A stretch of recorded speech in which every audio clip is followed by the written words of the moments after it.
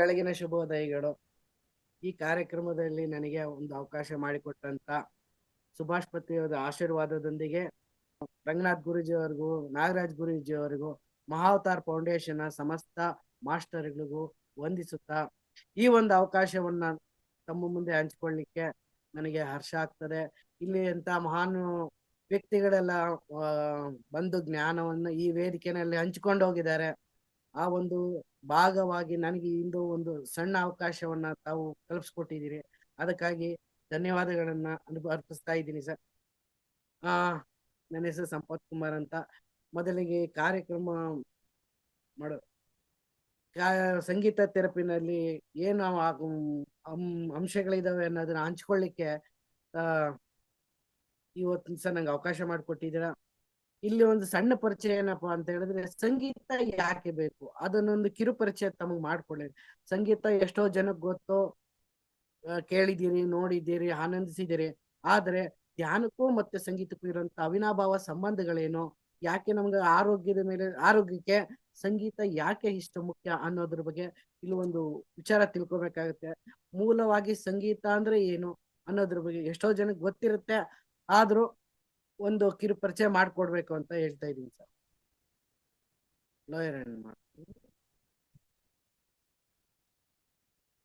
ಮೊದಲು ಸಂಗೀತ ಅಂದ್ರೆ ಏನು? ಸಂಗೀತಕ್ಕೆ ಮೂಲಗಳು ವೇದಗಳ ಕಾಲದಲ್ಲಿ ಜನಿತವಾದದ್ದೇ ಈ ಸಂಗೀತ. ಸಾಮವೇದದಲ್ಲಿ ಇದರದ ಉಲ್ಲೇಖ ಇದೆ. ಸಂಗೀತ ಅಂದ್ರೆ ಏನು? ಸಂಗೀತ ಅಂದ್ರೆ ಹಾಡು. ಸಂಗೀತ ಎಂದ್ರೆ ಒಳ್ಳೆ ಹಾಡು. ಸಂಗೀತಂ ಸಾಮ್ಯಕ್ ಗೀತಂ ಎಂದು ಕೂಡ ಅರ್ಥೈಸಲಾಗಿದೆ. ಕೇಳುವುದಕ್ಕೆ ಇಂಪಾಗಿರುವ ಗೀತೆಯನ್ನು ಸಂಗೀತವೆಂದು ಕರೀತಾರೆ. ಕೇಳುವುದಕ್ಕೆ ಇಂಪಾಗಿರೋ ಸಂಗೀತವನ್ನ ಸಂಗೀತ ಅಂತ ಕರೀತಾರೆ. ಇದು ಒಂದು ಕೂಡ ಗಂಧರ್ವ ಕಲೆ. ಇದು ಎಲ್ಲರಿಗೂ ಸರಿ ಒಂದು ಬರೋದಿಲ್ಲ. ಇದು ಗಂಧರ್ವ ಕಲೆ ಕೂಡ, ಗಂಧರ್ವ ಕಲೆ. ಇದು ಮತ್ತು ದೈವಿಕ ಕಲೆ. ಇದೊಂದು ಆರ್ಟ್ ಅಂತ ಕರೀತಾರೆ. ದೈವಿಕ ಕಲೆ ಅಂತಾನು ಕೂಡ ಕರೀತಾರೆ. ಎಕ್ಸಾಂಪಲ್ ಇದಕ್ಕೆ ಮರ್ಮ ಚಿಕಿತ್ಸೆ ಅಂತ ಕೊಡುತ್ತೆ. ಇದು ಅತಿ ಸೂಕ್ಷ್ಮವಾಗಿ ಪರಿಗಣಿಸಿದ್ರೆ ಮರ್ಮ ಥೆರಪಿ ಯಾವ ತರ ಇದೆಯೋ ಇದನ್ನು ಕೂಡ ಸಂಗೀತನು ಕೂಡ ಅಷ್ಟೇ ಪ್ರಾಮುಖ್ಯತೆ ಪಡೆದಿದೆ ಸರ್. ಮತ್ತೆ ಇದರಲ್ಲಿ ಶಾಸ್ತ್ರೀಯ ಸಂಗೀತ ಇದೆ. ಅದ್ರಲ್ಲಿ ಶಾಸ್ತ್ರೀಯ ಸಂಗೀತ ಅಂದ್ರೆ ಏನು? ಶಾಸ್ತ್ರದ ಚೌಕಟ್ಟಿನೊಳಗೆ ಕಿವಿಗೆ ಹಿತವನ್ನುಂಟು ಮಾಡಿ ಹೃದಯವನ್ನು ಸಂತೋಷಗೊಳಿಸಿ ಮನಸ್ಸಿನ ಉದ್ರೇಕವನ್ನು ಶಮನಗೊಳಿಸಿ ಶಾಂತರಸದಲ್ಲಿ ಸೆಲೆಗೊಳ್ಳುವುದಕ್ಕೆ ಶಾಸ್ತ್ರೀಯ ಸಂಗೀತ ಅಂತ ಕರೀತಾರೆ. ಅಂದ್ರೆ ಶಾಸ್ತ್ರೀಯ ಚೌಕಟ್ಟಿನೊಳಗಡೆ ಇದು ಒಂದು ಅಚ್ಚುಕಟ್ಟಾಗಿ ಕೇಳಲಿಕ್ಕೆ ಹಿತವಾಗಿರೋಂಥದಕ್ಕೆ ಶಾಸ್ತ್ರೀಯ ಸಂಗೀತ ಅಂತ ಕರೀತಾರೆ ಸರ್. ಮತ್ತೆ ಆಧ್ಯಾತ್ಮಿಕತೆಯಲ್ಲಿ ಸಂಗೀತ ಪಾತ್ರ ಏನು? ಸ್ಪಿರಿಚುವಲ್ ಅಲ್ಲಿ ಸಂಗೀತ ಅದ್ರ ಮಹತ್ವ ಏನು ಅನ್ನೋದ್ರ ಬಗ್ಗೆ ನೋಡೋದಾದ್ರೆ, ವೇದಗಳ ಕಾಲದಿಂದ ದೇವರ ಪ್ರಾರ್ಥನೆ, ಸಂಗೀತ ರೂಪದಿಂದ ಯಜ್ಞ ಯಾಗಾದಿಗಳಲ್ಲಿ ಸಂಗೀತ ವಾದ್ಯಗಳ ಮೂಲಕ ದೇವತೆಗಳನ್ನು ಬರಮಾಡಿಕೊಳ್ಳುತ್ತಿದ್ದರು. ಅದು ಮಾಡುತ್ತಿದ್ದನ್ನು ನಾವು ಇಲ್ಲಿ ಸ್ಮರಿಸಬಾರ್ದು ಮಾಸ್ಟರ್ಸ್. ಸುಪ್ರಭಾತದಿಂದ ಹಿಡಿದು ಶತಮಾನೋತ್ಸವದವರೆಗೂ ಯಾವ ರೀತಿ ಇದನ್ನ ಮಾಡ್ತಾ ಇದ್ರು ಅಂತ ಹೇಳಿದ್ರೆ, ಪರಿಕರ ವಾದ್ಯಗಳೊಂದಿಗೆ ಶಂಖ, ಜಾಗಟೆ, ಬೇರಿ, ಡಕ್ಕೆ, ಡಮರುಗ, ಚಂಡೆ, ಡೋಲು, ಮದ್ದಳೆ, ನಾಗಸ್ವರ, ಕೊಳಲು ಮುಂತಾದ ವಾದ್ಯಗಳು ಕೇಳಿ ಬರ್ತವೆ. ಇಷ್ಟು ವಾದ್ಯಗಳ ಪರಿಕರಗಳೊಂದಿಗೆ ಸಂಗೀತವನ್ನ ಆಹ್ವಾನಿಸ್ತಾ ಇದ್ರು ಮಾಸ್ಟರ್. ಸಂಗೀತ ಸೇವೆಯು ದೇವಸ್ಥಾನದ ಪೂಜಾ ವಿಧಿವಿಧಾನಗಳಿಗೆ ಕಡ್ಡಾಯವಾಗಿದೆ.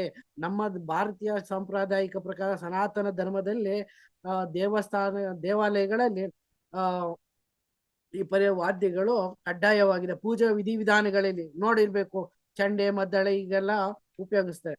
ಭಾರತದ ಸಂಗೀತವನ್ನು ಪೋಷಿಸಿಕೊಂಡು ಬರ್ತಾರೆ. ಇದನ್ನು ಕೂಡ ಪೋಷಿಸಿಕೊಂಡು ಬರ್ತಾ ಇದ್ದಾರೆ ಮಾಸ್ಟರ್. ಧರ್ಮ ಪ್ರಚಾರಕರು, ತತ್ವೋಪದೇಶಕರು ಮೂಲಕ ಉಪದೇಶಗಳನ್ನು ನೀಡುತ್ತಾ ಬಂದಿದ್ದಾರೆ. ಹೀಗೆ ಸಂಗೀತವು ಆಧ್ಯಾತ್ಮಿಕತೆಯಲ್ಲಿ ಒಂದು ಮುಖವಾಗಿ ಭಾಗತೆ. ಇದು ಧ್ಯಾನದಲ್ಲೂ ಕೂಡ ಮಹತ್ವದ ಪಾತ್ರವನ್ನು ಕೂಡ ವಹಿಸುತ್ತೆ. ಧ್ಯಾನ ಅಂದ್ರೆ ಸುಮ್ಮನೆ ಕುತ್ಕೊಂಡ್ರೆ ಆಗೋದಿಲ್ಲ. ಈ ಸಂಗೀತದ ಜೊತೆನಲ್ಲಿ ಧ್ಯಾನದ ಜೊತೆನಲ್ಲಿ ಸಂಗೀತ ಇದ್ದಾಗ ಅದು ತನ್ನ ಪ್ರಭಾವವನ್ನು ಇಮ್ಮಡಿಗೊಳಿಸುತ್ತೆ ಸ್ನೇಹಿತರೆ. ಸಂಗೀತ ಕಲೆಯಲ್ಲಿ ವೈಜ್ಞಾನಿಕ ಹಿನ್ನೆಲೆ ಬೆಳೆದು ಬಂದದ್ದು ಹೇಗೆ, ಸೈಂಟಿಫಿಕ್ ಆಗಿ ಮ್ಯೂಸಿಕ್ ನ ಹೇಗೆ ಬಂದಿತ್ತು ಅನ್ನೋದ್ರ ಒಂದು ಉಲ್ಲೇಖ. ಹೌದು ಮಾಸ್ಟರ್ಸ್, ಮಾನವರು ಪ್ರತಿಯೊಂದು ಅಂಗಗಳ ಚಲನವಲವನ್ನು ವೈಜ್ಞಾನಿಕವಾಗಿ ವ್ಯವಸ್ಥಿತವಾದ ಲಯದಿಂದ ಸ್ಪಂದಿಸುತ್ತದೆ.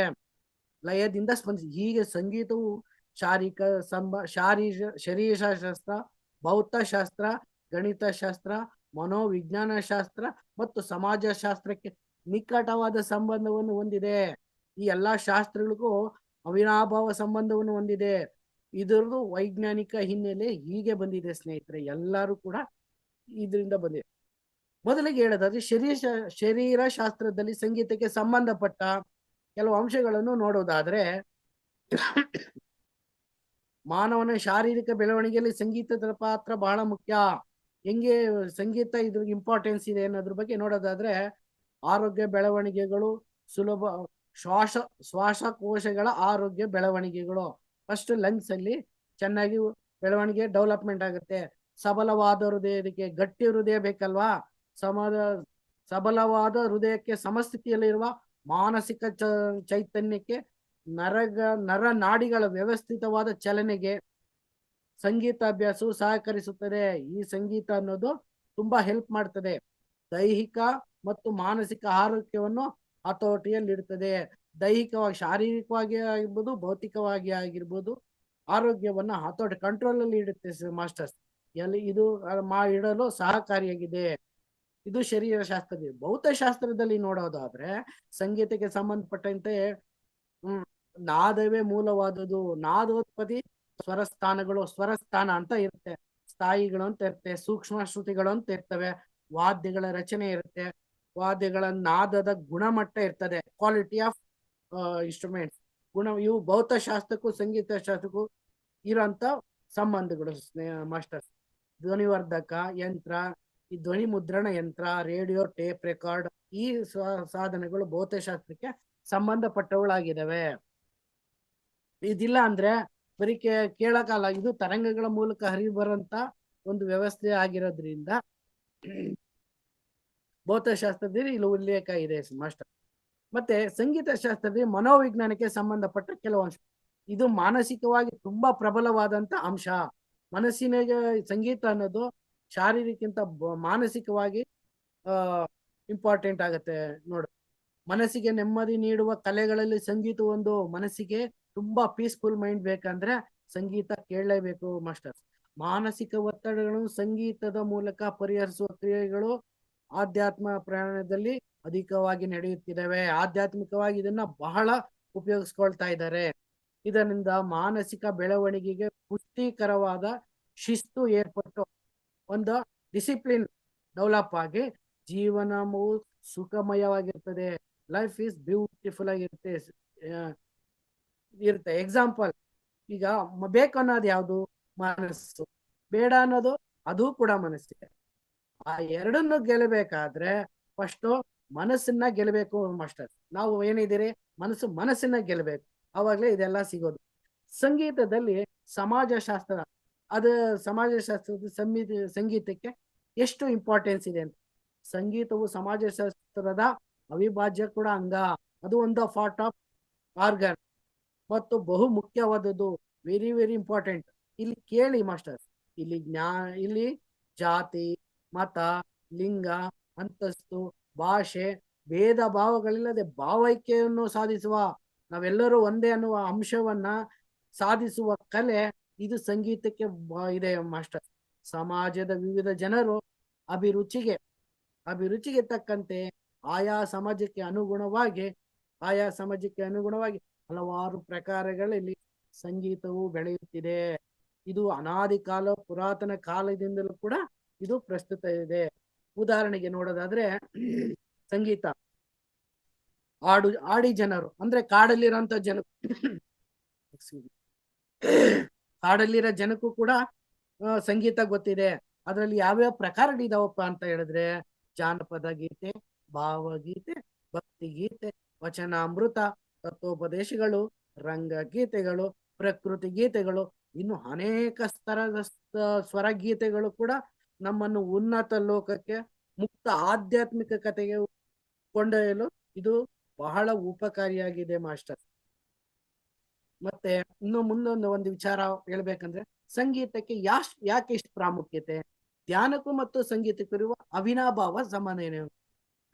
ನಾವು ಇದೇ ವಿಚಾರವಾಗಿ ಮ್ಯೂಸಿಕ್ ಥೆರಪಿ ಅಂತ ಒಂದು ಟಾಪಿಕ್ ಕೊಟ್ಟಿರೋದ್ರಿಂದಾನೇ ಮಾತಾಡ್ತಾ ಇದ್ದೀವಿ ಮಾಸ್ಟರ್. ಸಂಗೀತವನ್ನು ಕೇಳುವುದರಿಂದ ಕಲಿಯುವುದರಿಂದ ನೂರಾರು ಪ್ರಯೋಜನಗಳಿದೆ, ಸಾಕಷ್ಟು ಉಪಯೋಗಗಳಿದಾವೆ ಮಾಸ್ಟರ್. ಏನಂದ್ರೆ ಫಸ್ಟ್ ಏಕಾಗ್ರತೆ, ಗ್ರಹಣ ಶಕ್ತಿ,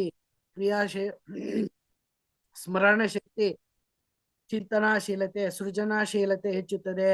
ಚಿಂತನೆ ಮಾಡೋದು ಕೂಡ, ಆಲೋಚನೆ ಮಾಡೋದು ಕೂಡ, ಸೃಜನಾಶೀಲ ಹೊಸತನಗಳನ್ನ ಇದರಲ್ಲಿ ಹೆಚ್ಚಾಗಿ ಕಾಣಬಹುದು.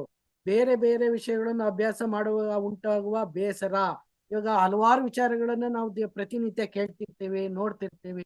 ಆದ್ರೆ ಅಲ್ಲೂ ಕೂಡ ಕೆಲವೊಂದು ಬೇಸರವಾಗಿರೋ ಒಂದು ಸಂಗತಿಗಳು ಬರ್ತವೆ. ಅದನ್ನು ನೀಗಿಸಿಕೊಳ್ಳಲು ಮೆದುಳಿಗೆ ವಿಶ್ರಾಂತಿ ದೊರಕಿಸಿಕೊಡುತ್ತದೆ. ಕೆಲವು ಬೆಳಗ್ಗೆಯಿಂದ ಸಂಜೆವರೆಗೂ ಕೂಡ ಹಲವಾರು ವಿಧಿಯ ಕೆಲಸಗಳನ್ನು ಮಾಡಿರ್ತವೆ. ಒಂದು ವಿಶ್ರಾಂತಿ ಪಡೆಯುವ ಸಂದರ್ಭದಲ್ಲಿ ಒಂದು ಸಂಗೀತದ ಅವಶ್ಯಕತೆ ಇರುತ್ತೆ, ಮೆದುಳಿಗೆ ವಿಶ್ರಾಂತಿ ಪಡೆಯುವ ಒಂದು ಅವಶ್ಯಕತೆ ಇರ್ತದೆ. ಆವಾಗ ನಾವು ಸುಮಧುರವಾದ ಸಂಗೀತವನ್ನು ಆಲಿಸ್ಬೇಕಾಗತ್ತೆ ಮಾಸ್ಟರ್. ಆವಾಗ ನಮಗೆ ಮೆದುಳಿಗೆ ವಿಶ್ರಾಂತಿ ಸಿಗುತ್ತೆ. ಈಗ ಒಂದು ವಿಚಾರ, ಒಂದು ಎಕ್ಸಾಂಪಲ್ಸ್ ಹೇಳೋದಾದ್ರೆ, ಈ ಒಂದು ಅಲಸಿಪಾಳ್ಯ ಚಲನಚಿತ್ರದಲ್ಲಿ ಒಂದು ಹಾಡು ಬರುತ್ತೆ, ಕೆಂಚಾಲೋ ಮಂಚಾಲೋ, ಈ ತರ ಗೀತೆಗಳನ್ನ ನಾವು ಕೇಳಿದ್ರೆ ನಾವು ಎಲ್ಲಿಂದ ಆನಂದ ಪಡಕ್ಕಾಗುತ್ತೆ, ಎಲ್ಲಿಂದ ವಿಶ್ರಾಂತಿ ಸಿಗುತ್ತೆ, ಇರೋ ಆನಂದ ಕೂಡ ಅಧ್ವಾನ ಆಗುತ್ತೆ. ಇನ್ನೊಂದು ಬೇರೆ ಬೇರೆ ಹಾಡುಗಳು ಕೂಡ ಇದಾವೆ. ಇದೆಲ್ಲ ಅವಶ್ಯಕತೆ ಇಲ್ಲ ಮಾಸ್ಟರ್. ಯಾವುದೇ ಕಾಲ, ದೇಶ, ಮನಸ್ಸಿನಲ್ಲಿ ಹಾಡಿಕೊಳ್ಳಲು ಮತ್ತು ನುಡಿಸಿಕೊಳ್ಳಲು, ಕೇಳಿಸಿಕೊಳ್ಳುವುದರಿಂದ ಇದು ಒಂದು ಇಂಪಾರ್ಟೆಂಟ್ ಇದೆ. ಮಾನವನನ್ನು ಮಾನವತ್ವದಿಂದ ಅಮರತ್ವಕ್ಕೆ ಕೊಂಡೊಯ್ಯುತ್ತದೆ. ಇದು ವೆರಿ ವೆರಿ ಇಂಪಾರ್ಟೆಂಟ್. ಅಮರತ್ವ ಅನ್ನೋದು ನಮ್ಗೆ ಬೇಕಾದ್ರೆ ಹುಡುಕ್ತಾ ಇರೋದು ಕೂಡ ನಾವು ಅದನ್ನೇ ಮಾಸ್ಟರ್. ಆದ್ದರಿಂದ ಧ್ಯಾನ ಮಾಡುವಾಗ ಸಂಗೀತವು ಏಕಾಗ್ರತೆಗೆ ಸಹಾಯ ಮಾಡುವುದಲ್ಲದೆ ಅನೇಕ ಆಂತರಿಕ ನೋವು, ಇನ್ನರ್ ಪೇನ್ಸ್, ಆಂತರಿಕ ನೋವುಗಳನ್ನು ಕೂಡ ಇದು ಗುಣಪಡಿಸುತ್ತೆ. ಹೀಲಿಂಗ್ ಆಫ್ ಇನ್ನರ್ ಪೇನ್ಸ್ ಪ್ರಮುಖವಾದ.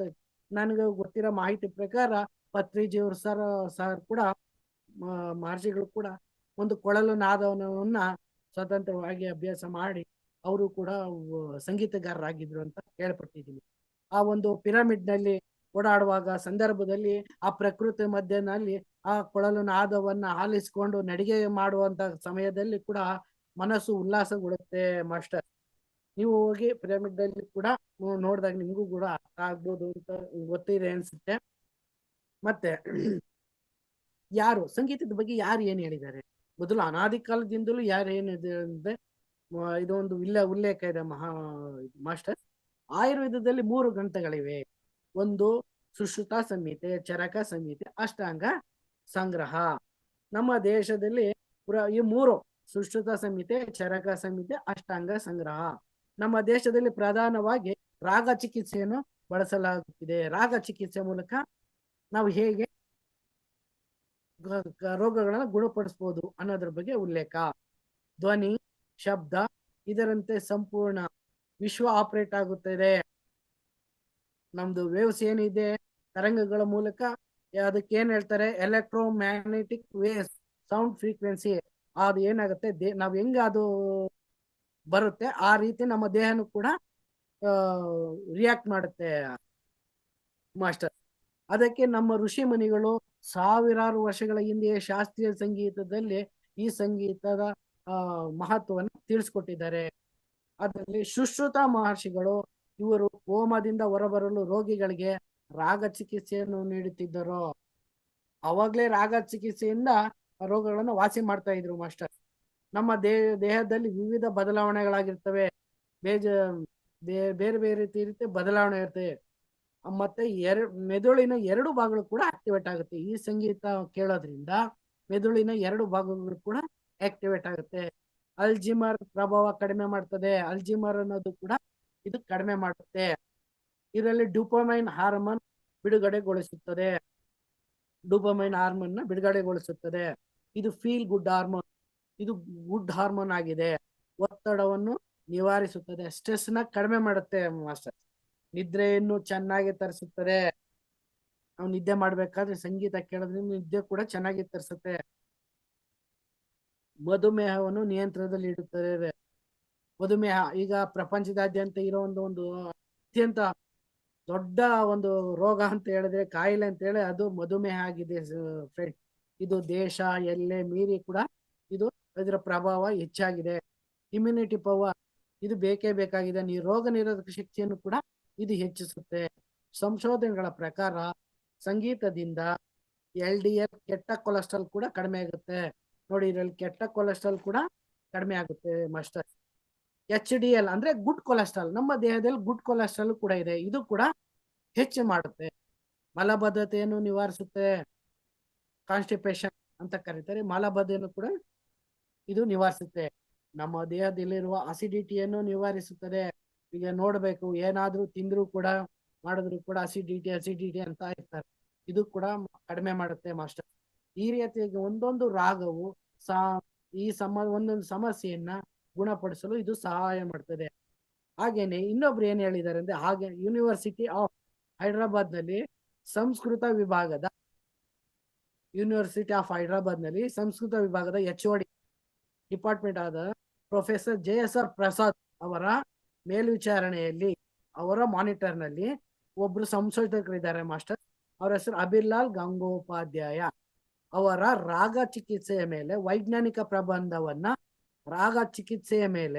ವೈಜ್ಞಾನಿಕ ಪ್ರಬಂಧವನ್ನ ನೆದರ್ಲ್ಯಾಂಡ್ ಸೈಂಟಿಫಿಕ್ ಜರ್ನಲ್ ಆಫ್ ಆದರ್ ಸ್ಟಿಂಗರ್ಸ್ ನಲ್ಲಿ ಪ್ರಕಟಿಸಲಾಗಿದೆ.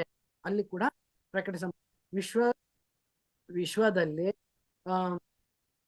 ವಿಶ್ವದಲ್ಲಿ ರೋಗಿಗಳಿಗೆ ರಾಗ ಥೆರಪಿ ಕೂಡ ರೆಕಮೆಂಡ್ ಮಾಡ್ತಾ ಇದೆ. ಈಗ ರಾಗ ಥೆರಪಿಗೆ ಹೊಸ ಒಂದು ತೆರೆದುಕೊಳ್ತಾ ಇದೆ. ಅದರಲ್ಲಿ ಚರಕ ಮಹರ್ಷಿಗಳು ಇನ್ನೊಂದು ಮಹತ್ವವಾದ ವಿಚಾರ ಹೇಳಿದ್ದಾರೆ. ಚರಕ ಮಹರ್ಷಿಯಲ್ಲಿ ಏನ್ ಹೇಳಿದ್ದಾರೆ? Musician should always be present in hospital has music helps to heal patient faster and better. ಅಂದ್ರೆ ಚಿಕಿತ್ಸಾಲಯಗಳಿಗೆ ಸಂಗೀತಗಾರರನ್ನು ಸೇರ್ಪಡೆ ಮಾಡಬೇಕು, ಇದರಿಂದ ರೋಗಿಗಳು ಬೇಗ ಗುಣಮುಖರಾಗುತ್ತಾರೆ ಅನ್ನೋ ಒಂದು ಸಂದೇಶ ಮಾಸ್ಟರ್. ಹಾಗೇನೆ ಈಗ ಇನ್ನೊಂದು ನೋಡೋಣ, ಯಾವ್ಯಾವ ರಾಗ. ಇದು ಇನ್ನೂ ಸಾಕಷ್ಟು, ಇದು ಒಂದು ಆಳವಾದ ಒಂದು ಸಬ್ಜೆಕ್ಟ್. ಸಂಗೀತ ಅನ್ನೋದು ಇನ್ನು ಎಷ್ಟು ಹೇಳಿದ್ರು ಮುಗಿಯದೇ ಇಲ್ಲದೆ ಇರೋ ಒಂದು ಸಬ್ಜೆಕ್ಟ್. ಕೆಲವೊಂದು ವಿಚಾರಗಳನ್ನ ತಮ್ಮ ಮುಂದೆ ಇನ್ನು ಇರ್ತಾ ಇದ್ದೀನಿ ಅಷ್ಟೇನೆ. ಈಗ ಯಾವ ರಾಗ ಯಾವ ಚಿಕಿತ್ಸೆಗೆ ಹೆಲ್ಪ್ ಮಾಡುತ್ತೆ, ಯಾವ ರೋಗಕ್ಕೆ ಸಹಾಯ ಮಾಡುತ್ತೆ ಅನ್ನೋದನ್ನ ಒಂದು ಸಣ್ಣ ನೋಡೋಣ. ಒಟ್ಟು 272 ರಾಗಗಳಿದಾವೆ ಇದರಲ್ಲಿ. ಅದರಲ್ಲಿ 72 ಸಂಪೂರ್ಣ ರಾಗಗಳಿದಾವೆ. ಇದರಲ್ಲಿ ಸ್ವರಸ್ಥಾನ ಅಂತ ಇದೆ. ಫಸ್ಟ್ ಮಂದ್ರಸ್ಥಾಯಿ ಇದೆ, ಮಧ್ಯಸ್ಥಾಯಿ ಇದೆ, ತಾರಾಸ್ಥಾಯಿ ಅಂತ ಇದೆ. ಇದರಲ್ಲಿ 3 ಸ್ಥಾಯಿಗಳಿದ್ದಾವೆ. ನಾವು ಯಾವುದು ಸರಿಗಮ ಪದಸಿ 7 ಸ್ವರಗಳನ್ನು ನಾವು ಕ್ರಮಬದ್ಧವಾಗಿ ಜೋಡಿಸಿದಾಗ ಅದು ಸಂಗೀತಾಭ್ಯಾಸ ಮಾಡಿದಾಗ ಕೂಡ ಗೊತ್ತಾಗುತ್ತೆ. ಅದರಲ್ಲಿ ಇದಕ್ಕೆ ತಾಳಗಳು ಸಹ ಇದು ಸಪೋರ್ಟ್ ಮಾಡುತ್ತೆ. ಈಗ ಯಾವ ರಾಗ ಯಾವ ಕಾಯಿಲೆಗೆ ಗುಣಮುಖತೆ? ಫಸ್ಟ್ ಮೊದಲಿಗೆ ಮೇಘ ಮಲಾರ ರಾಗ ಟ್ಯೂಬೆರಿಕ್ಯುಲೋಸಿಸ್ ಕಾಯಿಲೆಯನ್ನ ಗುಣಪಡಿಸುತ್ತೆ ಮಾಸ್ಟರ್. ಸುಹಾನಿ ಮತ್ತು ಜೈಜವಂತಿ ರಾಗ ಕ್ರೋನಿಕ್ ಹೆಡ್ ನಿವಾರಿಸುತ್ತೆ. ಭೀಮ್ ಪಲಾಸ್ ರಾಗ ಮತ್ತು ಪುರಿಯ ರಾಗ ಹೈಪರ್ ಟೆನ್ಷನ್ ಅನ್ನ ಕಡಿಮೆ ಮಾಡುತ್ತೆ. ತೋಡಿ ಮತ್ತು ಕಮಾಚ್ ರಾಗ ಅಸಿಡಿಟಿ ಮತ್ತು ಮಧುಮೇಹವನ್ನ ಕಡಿಮೆ ಮಾಡುತ್ತೆ. ದರ್ಬಾರಿ ರಾಗ, ಇದರಲ್ಲಿ ದರ್ಬಾರಿ ಒಂದಿದೆ, ದರ್ಬಾರಿ ಕನ್ನಡ ಅಂತ ಒಂದಿದೆ, 2 ರಾಗ ಕೂಡ ಇದಾವೆ. ಡಿಪ್ರೆಷನ್ ಮತ್ತೆ ಖಿನ್ನತೆನ ಕಡಿಮೆ ಮಾಡುತ್ತೆ ಮಾಸ್ಟರ್. ಭಾಗ್ಯಶ್ರೀ ರಾಗ, ಇದು ಒಂದು ರಾಗ ಇದೆ, ನಿದ್ರಾಹೀನತೆ ಇನ್ಸೈಮೈನಿಯಾ ಇದನ್ನು ಕೂಡ ಇದು ಕಡಿಮೆ ಮಾಡುತ್ತೆ. ಮಾಲ್ ಕೌನ್ಸ್ ರಾಗ ಅಂತ ಒಂದಿದೆ. ಮಾಲ್ ಕೌನ್ಸ್ ರಾಗ ಇದು ಲೋ BP ಕಡಿಮೆ ರಕ್ತದೊತ್ತಡವನ್ನ ಕಡಿಮೆ ಮಾಡುತ್ತೆ. ಧನುಶ್ರೀಮಯ ಅಥವಾ ಮಲಹಾರ್ ರಾಗ ಇದು ಆಸ್ತಮಾ ಮತ್ತು ಸನ್ಸ್ಟ್ರೋಕ್ ಅನ್ನ ಇದು ಕಡಿಮೆ ಮಾಡುತ್ತೆ. ಯಮನ್ ಕಲ್ಯಾಣಿ ರಾಗ ವಿದ್ರೋಣ ರಾಗ ಇರ್ತವೆ, ಔಡ ರಾಗ ಅಂತ ಇರುತ್ತೆ. ಈ ತರ ಹಲವಾರು ರೀತಿ ಇದಾವೆ. ಸ್ಟ್ರೆಸ್, ಯಮನ್ ಕಲ್ಯಾಣಿನಾಗ ಸ್ಟ್ರೆಸ್ ಎಂಗ್ಸೈಟಿ ಅನ್ನ ಕಡಿಮೆ ಮಾಡುತ್ತೆ. ಜಾನ್ಪುರಿ ರಾಗ ಇದು ಮಲಬದ್ಧತೆಯನ್ನು ಕಡಿಮೆ ಮಾಡುತ್ತೆ ಮಾಸ್ಟರ್. ಭೈರವಿ ರಾಗ ಅಂತ ಒಂದಿದೆ. ಭೈರವಿ ರಾಗ ಭಾವನೆಗಳನ್ನ ಬಲಗೊಳಿಸಲು ಮತ್ತು ಶಾಂತತೆಯನ್ನ ಕಾಪಾಡ. ಪೀಸ್ಫುಲ್ ಮೈಂಡ್ ಬೇಕಲ್ವಾ ನಮ್ಗೆ, ಆವಾಗ ಈ ಭೈರವಿ ರಾಗವನ್ನ ಉಪಯೋಗಿಸ್ತಾರೆ. ಇದು ಕೂಡ ಕೆಲ್ಸಕ್ಕೆ ಬರುತ್ತೆ. ಮಾರ್ವ ರಾಗ ಮಲೇರಿಯಾ ರೋಗವನ್ನ ವಾಸಿ ಮಾಡುತ್ತೆ. ಮಾರ್ವ ರಾಗ. ಅಸಾವರಿ ರಾಗ ಚರ್ಮದ ಸಮಸ್ಯೆಗಳನ್ನು ನಿವಾರಿಸುತ್ತದೆ. ಅಸಾವರಿ ರಾಗ ಸ್ಕಿನ್ ಪ್ರಾಬ್ಲಮ್ಸ್ ಇದ್ರೆ ಅದನ್ನ ಕ್ಯೂರ್ ಮಾಡುತ್ತೆ ಮಾಸ್ಟರ್. ಶಿವರಂಜನಿ ರಾಗ ಇದು ತುಂಬಾ ಶಿವನಿಗೆ ಅಚ್ಚುಮೆಚ್ಚಾದ ರಾಗ ಕೂಡ. ಇದರಲ್ಲಿ ಉದಾಸೀನತೆ ದುಃಖಿಗಳಾದ್ರೆ ಯಾವಾಗ ನಾವು ಸ್ಯಾಡಿಸ್ಟ್ ಆಗಿರ್ತೀವಿ ಅವಾಗ ಇದು ರಾಗ ಸಹಾಯ ಮಾಡುತ್ತೆ. ಇನ್ನೊಂದು ರಾಗ ಬೈರಾಗಿ ರಾಗ ನೆನಪಿನ ಶಕ್ತಿಯನ್ನ ಹೆಚ್ಚಿಸುತ್ತದೆ. ಅಂದ್ರೆ ನಮ್ಮ ಮೆಮೊರಿ ಪವರ್ನ ಇನ್ಕ್ರೀಸ್ ಮಾಡುತ್ತೆ ಮಾಸ್ಟರ್. ಬಿಲಾವಲ್ ರಾಗ ಮೆಂಟಲ್ ಬ್ಯಾಲೆನ್ಸ್ ನ ಸುಧಾರಿಸುತ್ತೆ. ಶ್ಯಾಮ ಕಲ್ಯಾಣ ರಾಗ ಆತ್ಮವಿಶ್ವಾಸವನ್ನ ಹೆಚ್ಚಿಸುತ್ತದೆ. ಮತ್ತೆ ದರ್ಬಾರಿ ಬೇರೆ ರಾಗ, ಸಾರಂಗ ಬೇರೆ ರಾಗ. ಹೃದಯದ ಆರೋಗ್ಯ ಹಾರ್ಟ್ ಹೆಲ್ತ್ ನ ಕಾಪಾಡುತ್ತೆ ಸ್ನೇಹಿತರೆ. ಹಿಂದೋಳ ಮಂಡಿ ನೋವು ಆರ್ಥರೈಟಿಸ್ ಅಂತ ಏನ್ ಹೇಳ್ತಾರೆ, ಸ್ಯಾಂಡಿಲೈಟಿಸ್, ಬ್ಯಾಕ್ ಪೈನ್ ಬೆನ್ನು ನೋವು, ಹೈ ಪ್ರೆಷರ್ ರಕ್ತದೊತ್ತಡ, ಬ್ಲಡ್ ಪ್ರೆಷರ್, ನೆನಪಿನ ಶಕ್ತಿ ಇದು ಕೂಡ ಈ ಹಿಂದೋಳ ರಾಗ ಇಷ್ಟೋ ಒಂದು ಅನುಕೂಲ ಆರೋಗ್ಯವನ್ನ ಕಾಪಾಡುತ್ತೆ ಮಾಸ್ಟರ್. ಮಧುವಂತಿ ರಾಗ ಪೈಲ್ಸ್ ನಿವಾರಣೆ ಆಗುತ್ತದೆ. ಕಾನ್ಸ್ಟಿಪೇಷನ್ ಕೂಡ ವಾಸಿ ಆಗುತ್ತೆ. ನಿದ್ರಾಹೀನ ಭಾಗೇಶ್ವರಿ ರಾಗ ಇದೊಂದು ಭಾಗೇಶ್ವರಿ ಅಂತ ಇದೆ. ನಿದ್ರಾಹೀನತೆಯನ್ನ ಉಪಶಮನ ಮಾಡುತ್ತದೆ. ಇದು ಕೆಲವೊಂದು 21 ರಾಗಗಳನ್ನ ನಾನು ಪರಿಚಯ ಮಾಡಿದ್ದೀನಿ. ಸಂಪೂರ್ಣವಾದ ಎಲ್ಲಾ ರಾಗಗಳು ಕೂಡ ನಮಗೆ ಆರೋಗ್ಯದ ದೃಷ್ಟಿಯಿಂದ ಬಹಳ ಒಳ್ಳೆ ರಾಗಗಳು ಇದ್ದಾವೆ, ಆರೋಗ್ಯಕ್ಕೆ ಸಿಗ್ತವೆ. ಸಂಗೀತ ವಿಧಾನದಿಂದ ಇಷ್ಟು ಕಾಯಿಲೆಗಳನ್ನ ವಾಸಿ ಮಾಡ್ಕೋಬಹುದು. ಮತ್ತೆ ಇದು ಮುಖ್ಯವಾಗಿ ಬಂದು ಮೊದಲಿಗೆ ಹೇಳ್ಬೇಕಾಯ್ತು 7 ಚಕ್ರಗಳಿದಾವೆ ಮಾಸ್ಟರ್.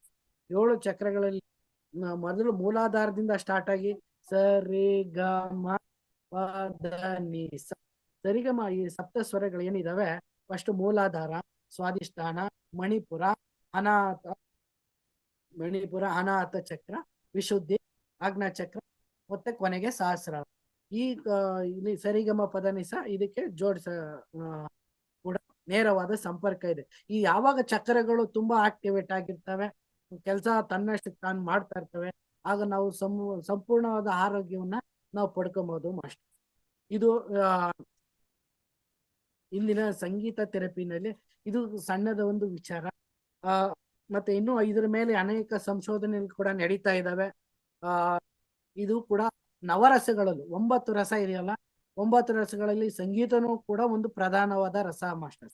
ಇದು ಕೂಡ ಎಲ್ಲರಿಗೂ ಜಾತಿ ಭೇದ ಲಿಂಗ ತಾರತಮ್ಯ ವಯಸ್ಸು ಯಾವುದೇ ಭೇದ ಭಾವ ಇಲ್ಲದೆ ಇದನ್ನೆಲ್ಲರೂ ಕೂಡ ಇದ್ರ ಜೊತೆನಲ್ಲಿ ಜೀವಿಸ್ತಾರೆ. ಧ್ಯಾನ ಮಾಡುವಾಗ ಯಾಕೆ ಸಂಗೀತ ತುಂಬಾ ಇಂಪಾರ್ಟೆಂಟ್ ಅಂದ್ರೆ ಇದರಷ್ಟು ಹತ್ತಿರವಾದ ಒಂದು ವಸ್ತು ಬೇರೆ ಯಾವುದೂ ಇಲ್ಲ ಮಾಸ್ಟರ್ಸ್. ಸಂಗೀತಕ್ಕೆ ಧ್ಯಾನ ಬೇಕೇ ಬೇಕು. ನೀವು ನೋಡಿರ್ಬೋದು ವೇಣುನಾದ ಅಂತ ಇರ್ಬೋದು, ಕೊಳಲೋದು, ಇದರಲ್ಲಿ ಅನೇಕ ಪರಿಕರಗಳು ಬರ್ತವೆ. ಸುಶಿರವಾದ್ಯಗಳು, ತತವಾದ್ಯಗಳು, ಚರ್ಮವಾದ್ಯಗಳು, ಇವೆಲ್ಲ ಹಲವಾರು ಪ್ರಕಾರಗಳಿದೆ. ದೇವತೆಗಳ ಕಾಲದಿಂದಲೂ ಸನಾತನವಾದ ಕಾಲದಿಂದಲೂ ಇದು ಪ್ರಸ್ತುತದಲ್ಲಿ ಇದೆ ಮಾಸ್ಟರ್. ಈ ಸುಶಿರವಾದ್ಯ ಅಂದ್ರೆ ಕೇವಲ ಶ್ವಾಸದಿಂದ ಇಂಪಾಗಿ ಹಾಡು ನುಡಿಸುವಂತದಕ್ಕೆ ಸುಶಿರವಾದಿಗಳು ಅಂತ ಕರೀತಾರೆ. ಇದರಲ್ಲಿ ಮುಖ್ಯವಾಗಿ ಬಂದು ವೇಣುವಾದನ ಅಂದ್ರೆ ಶ್ರೀಕೃಷ್ಣನಿಗೆ ಇಷ್ಟವಾದಂತ ಕೊಳಲು ವಾದನ. ಈಗ ನೋಡಿ ಇದರಿಂದ ಇನ್ನೂ ಅನೇಕ ಉಪಯೋಗಗಳಂತ ಏನಪ್ಪಾ ಅಂದ್ರೆ ಹಸುಗಳು ಹಾಲು ಕೊಡ್ಬೇಕಂತ ಸಂದರ್ಭದಲ್ಲಿ ವೇಣುನಾದ ಕೊಳಲನ್ನ ನುಡಿಸಿದಾಗ ಅದು ಇನ್ನೂ ಹೆಚ್ಚಾಗಿ ಆ ಹಾಲನ್ನ ಕೊಡುತ್ತೆ ಅನ್ನೋದ್ರ ಬಗ್ಗೆ ಉಲ್ಲೇಖ ಇದೆ. ಶ್ರೀಕೃಷ್ಣ ಕೂಡ ಹಸುಗಳನ್ನ ಸಾಕ್ತಿದ್ದ, ಕೊಳಲನ್ನು ಕೂಡ ನುಡಿಸ್ತಾ ಇದ್ದ. ಈಗ ಮುಖ್ಯವಾಗಿ ನಾವು ಧ್ಯಾನಕ್ಕೆ ಸಂಬಂಧಪಟ್ಟಂಗೆ ಅತ್ಯಧಿಕವಾಗಿ ಬಳಸಂತ ವಾದನೆ ಕೂಡ ಅದು ಕೊಳಲಾಗಿರುತ್ತೆ ಮಾಸ್ಟರ್.